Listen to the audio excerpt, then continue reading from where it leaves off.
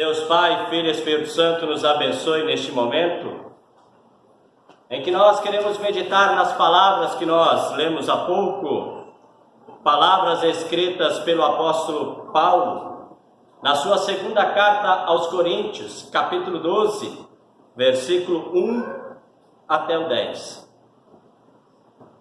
O telefone chamou às 15 horas e 30 minutos numa tarde de domingo ensolarado e brilhante. Atendi o telefone e a pessoa do outro lado prosseguiu. Senhor Wolterstorff? Sim.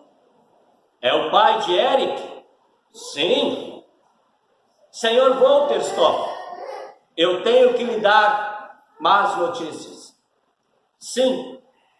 Eric estava escalando nas montanhas e sofreu um acidente.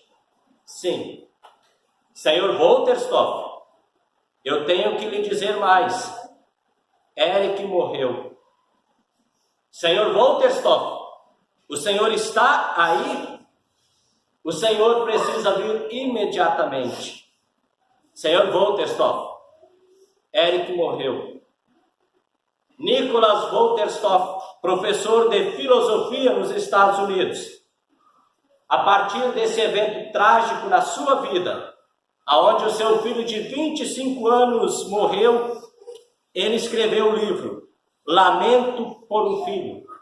Esse livro foi publicado pela editora Ultimato, ano de 1997. Um livro onde ele quer honrar o seu filho e, principalmente, ele quer dar voz à sua angústia. Após Nicholas ter passado esse evento triste na sua vida, ele disse: eu vou olhar para o mundo através de lágrimas. Talvez eu veja coisas que com os olhos secos eu não poderia ver. Quantas vezes nós precisamos chorar para conseguir ver coisas que nós não vemos com os olhos secos?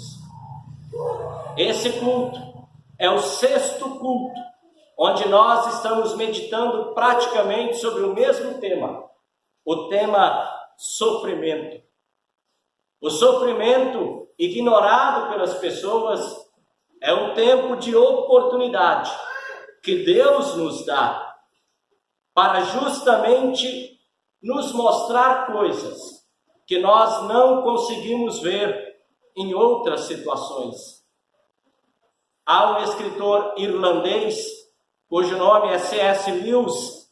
Ele se tornou muito popular na Segunda Guerra Mundial por suas palestras, transmitidas pela rádio, e os seus escritos. Eles então fizeram com que C.S. Lewis fosse conhecido como apóstolo dos céticos. E no seu livro, O Problema do Sofrimento, publicado pela editora Vida, ele ressalta: Deus sussurra em nossos prazeres e Deus grita em nossas dores. O sofrimento é o megafone de Deus para esse mundo surdo. Há muitas coisas que nós só conseguimos ver com os olhos cheios de lágrimas. Deus, ele é um pedagogo. E Deus tem uma pedagogia bem diferente daquela pedagogia do mundo. A pedagogia da vida espiritual, primeiro nós temos as provas, depois a lição. No mundo, primeiro a gente tem lição, depois a prova. Na vida espiritual é o contrário. Primeiro a prova, depois, a partir da prova, eu consigo tirar a lição. O texto de hoje, 2 Coríntios, capítulo 12, versículo 1 até o 10. O apóstolo Paulo, ele fala sobre um terrível sofrimento pelo qual ele passou. E ele chama esse sofrimento de espinho na carne.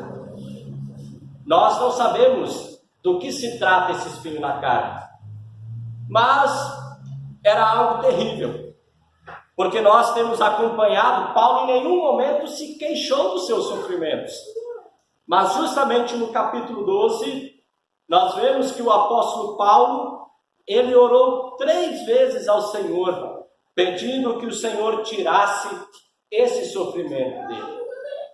Espinho na carne. Bem, enquanto as pessoas, elas acusavam o apóstolo Paulo, porque o mesmo não servia para ser apóstolo deles, por causa dos sofrimentos que ele passava, o apóstolo Paulo, ele começa dizendo assim: olha, eu não tenho nem do que me gabar, eu fui levado até o 3º céu, mas estou passando por provações aqui na terra. O apóstolo Paulo, ele fala sobre o equilíbrio de 2 coisas. Ele fala sobre o poder e a fraqueza. E ele fala como é tênue a fronteira, a divisa entre a fragilidade e o poder, entre a força e a fraqueza. É tão natural na nossa vida, é tão natural. Num momento eu estou alegre, mas no mesmo momento toca o telefone, é uma notícia ruim e eu já fico triste. Quantas vezes nós vamos da exultação para o desespero? Assim como Nicolas, nós estamos numa tarde de domingo agradável e ensolarada, mas de repente tudo fica nublado, porque uma notícia ruim chegou aos nossos ouvidos. Será que existe alguma razão da parte de Deus para que nós vivamos nesse limiar constante? Bem, a julgar pelas palavras do apóstolo Paulo, na sua 2ª carta aos Coríntios, capítulo 12, eu acredito que Deus, de nenhuma maneira, Ele quer que nós nos gabemos de nós mesmos. Tanto que o salmista, no Salmo 115, versículo 1, escreveu: somente a Ti, ó Senhor Deus, a Ti somente, e não a nós, seja dada a glória por causa do Teu amor e da Tua fidelidade. Não há motivos para nos gabar. Nós precisamos nos orgulhar somente no Senhor, somente nele. Porque Deus, Ele sim, é fiel às suas promessas. Na semana passada, no nosso culto do sábado, nós meditamos no texto escrito pelo profeta Jeremias, as lamentações do profeta Jeremias. E nós ouvimos que num dos piores momentos da vida do povo de Deus, o profeta Jeremias exaltou a fidelidade de Deus, mesmo em meio ao sofrimento. Mesmo em meio ao sofrimento, o profeta Jeremias disse: nós temos para onde olhar, porque Deus é tudo o que nós temos. Nós não temos nada para gabar de nós mesmos. Tanto que a Escritura ressalta: quem quiser se orgulhar, que se orgulhe daquilo que o Senhor fez.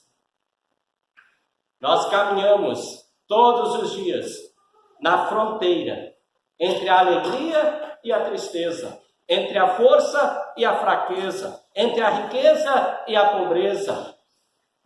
Nós vivemos uma vida muito instável. Todos os dias é assim. Mas nós caminhamos dessa maneira e só podemos caminhar graças à graça de Deus em Jesus Cristo. E a razão para que cada um de nós viva na fronteira entre a exaltação e a desvalorização, entre a alegria e a frustração, entre a vida e a morte, é porque Deus realiza seus propósitos, mesmo no nosso sofrimento. Versículo 7. Mas, para que não ficasse orgulhoso demais por causa das coisas maravilhosas que vi, eu recebi uma doença dolorosa, que é como um espinho no meu corpo. Ela veio como mensageiro de Satanás, para me dar bofetadas e impedir que eu ficasse orgulhoso. Quando nós estamos sofrendo, quando nós estamos enfrentando momentos difíceis, nós não conseguimos entender o propósito de Deus para aquele episódio. Nós não conseguimos ver uma luz no fim do túnel. Como aprendemos na semana passada, Deus está presente no sofrimento.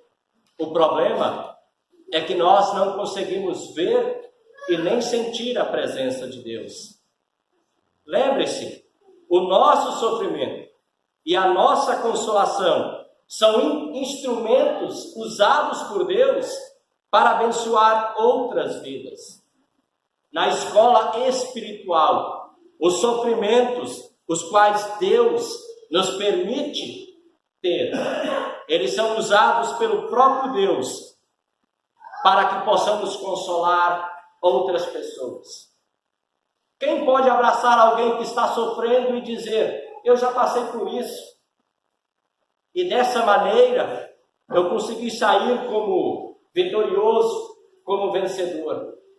O sofrimento é uma escola importante para cada um de nós. Se Jó talvez compreendesse o seu sofrimento, bem, talvez ele compreendeu. Mas uma coisa nós podemos saber: ele morreu sem saber por que sofreu. Ele até entendeu o seu sofrimento, mas saber por que sofreu, morreu sem saber. Sofrimento. O apóstolo Paulo passou por muitos sofrimentos. Entre as suas prisões, naufrágios, espancamentos, fugas, tudo isso, parece que nada foi pior do que esse espinho na carne. Esse espinho na carne ao qual ele pede para que Deus tire da sua vida.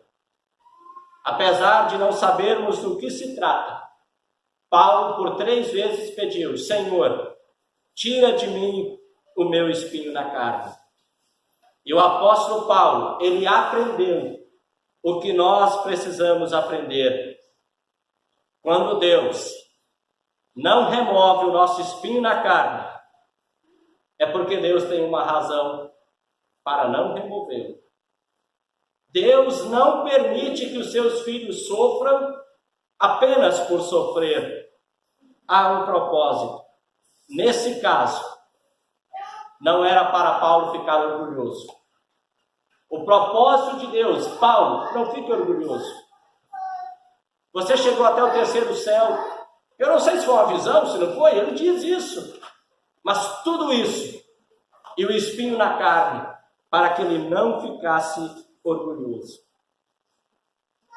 A razão para vivermos na fronteira entre a força e a fraqueza é porque muitas vezes é possível que Deus nos revele o propósito do sofrimento. Para o apóstolo Paulo, Deus, na sua onisciência, decidiu revelar a ele a permissão do seu espinho na carne. Ou seja, Deus não queria que Paulo ficasse orgulhoso. Quando Deus deseja, Ele mostra para nós também a razão do nosso sofrimento. Mas isso é quando Deus deseja. Deus mostrou para Moisés: Moisés, você não vai entrar na terra prometida por um motivo. Ele disse a Josué: Josué, o exército foi derrotado em Ai por um motivo. O sofrimento, aquele o qual Deus muitas vezes, como Pai amoroso e misericordioso permite, tem por finalidade humilhar, aperfeiçoar e, acima de tudo, nos usar. Deus quer nos usar para o seu propósito. Viver na fronteira, assim como nós vivemos, entre a alegria e a tristeza, entre a saúde e a doença. Este sofrimento, ele é um dom maravilhoso de Deus.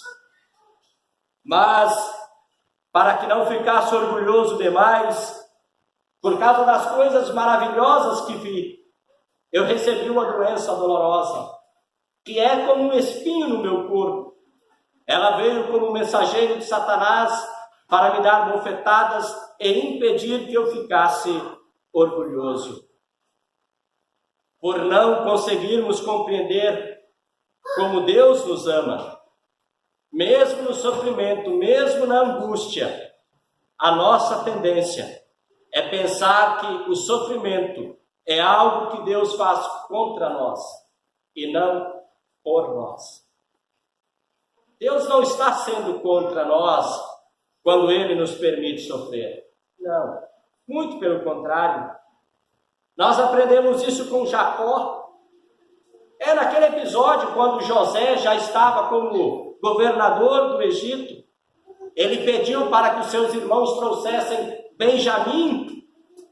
Jacó, sem entender nada, ele disse: vocês querem que eu perca todos os meus filhos? José não está com a gente, e Simeão também não está. Agora vocês querem levar Benjamim? E quem sofre com tudo isso sou eu. Jacó não entendeu. Nós também muitas vezes não entendemos. Achamos que Deus está sendo contra nós, mas Deus não é contra nós. Tanto que José, logo depois, ao se revelar aos seus irmãos, ele disse: é verdade, vocês planejaram aquela maldade contra mim, mas Deus mudou o mal em bem para fazer o que hoje estamos vendo, isto é, salvar a vida de muita gente. Você tem orado? Qual é a tua oração?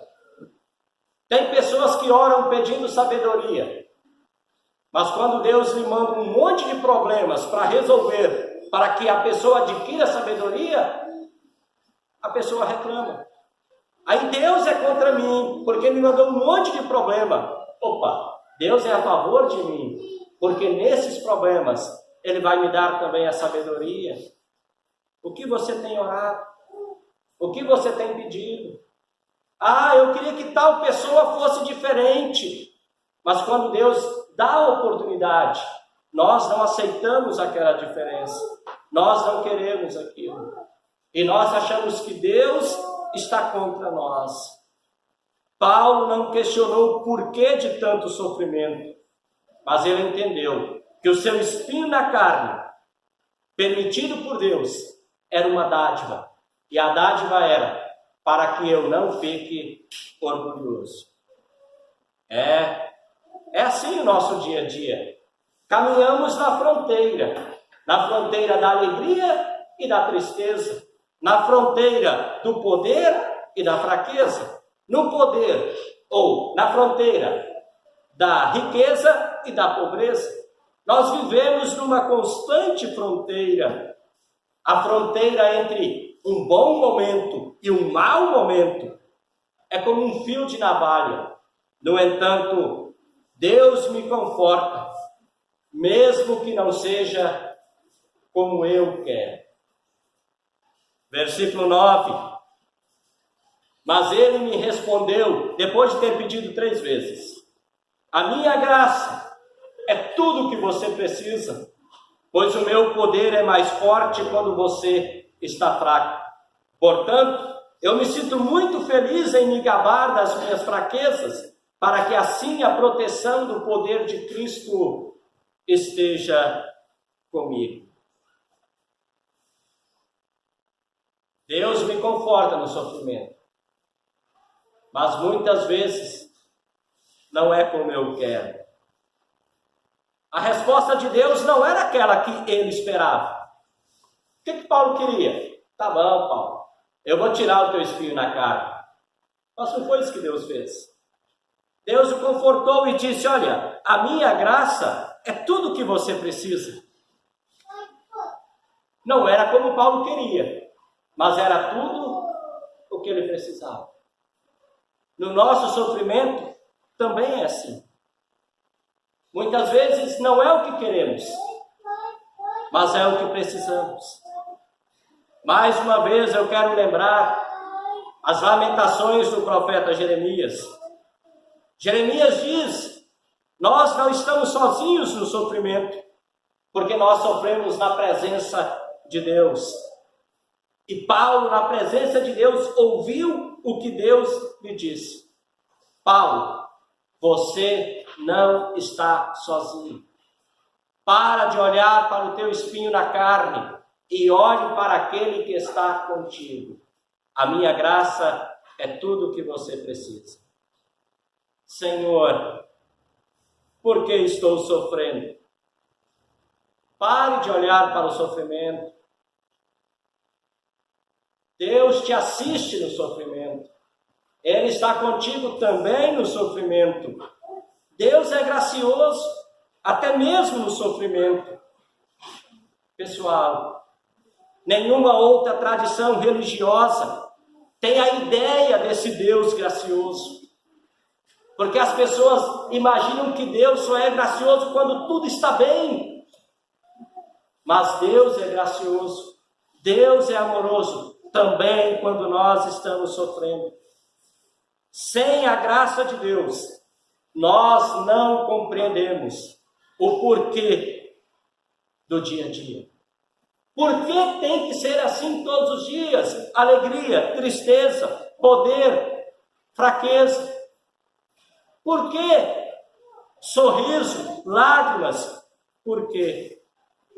Nosso Deus é gracioso, mesmo quando nos permite ver a sua graça e o seu amor com os olhos cheios de lágrimas.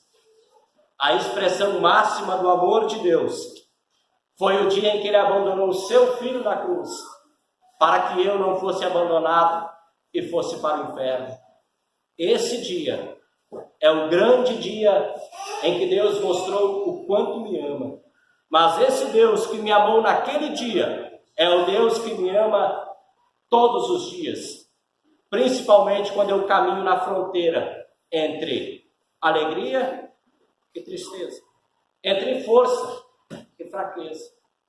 Todos os dias esse Deus está comigo, porque o amor dele se revelou com a morte de Jesus na cruz, mas se revela todos os dias, me permitindo caminhar, mesmo sabendo que por mim mesmo eu não teria forças. Deus nos abençoe hoje e sempre. Amém. Crê em mim, a Deus,